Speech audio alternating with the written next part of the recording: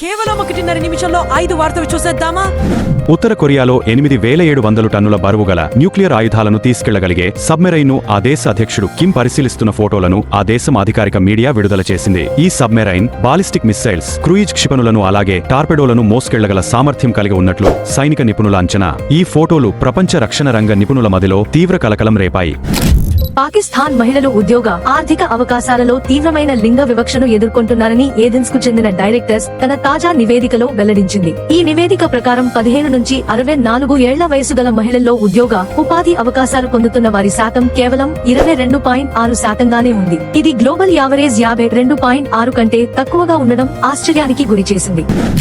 లక్నోలో ప్రధాని నరేంద్ర మోదీ రాష్ట్ర ప్రేరణ స్థల్ను ప్రారంభించారు. 65 ఎకరాల విస్తీర్ణంలో 230 కోట్ల వ్యయంతో నిర్మించిన ఈ ప్రాంగణంలో శ్యామ ప్రసాద్ ముఖర్జీ, దీనదయాల్ ఉపాధ్యాయ, అటల్ బిహారీ వాజ్పేయి కాంస్య విగ్రహాలు ఏర్పాటు చేశారు.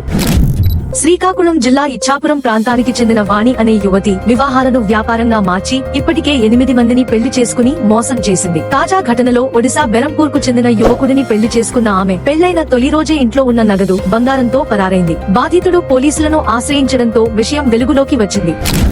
సూపర్ హిట్ సినిమా జైలర్ 2లో బాలీవుడ్ కింగ్ షారుఖ్ ఖాన్ కనిపించనున్నారనే వార్త సినీ అభిమానుల్లో భారీ ఉత్కంఠను రేపుతోంది. ప్రముఖ నటుడు మిథున్ చక్రవర్తి తాజాగా ఇచ్చిన ఇంటర్వ్యూలో షారుఖ్ ఖాన్ ప్రత్యేక అతిథి పాత్రలో ఉంటారు అని వెల్లడించారు.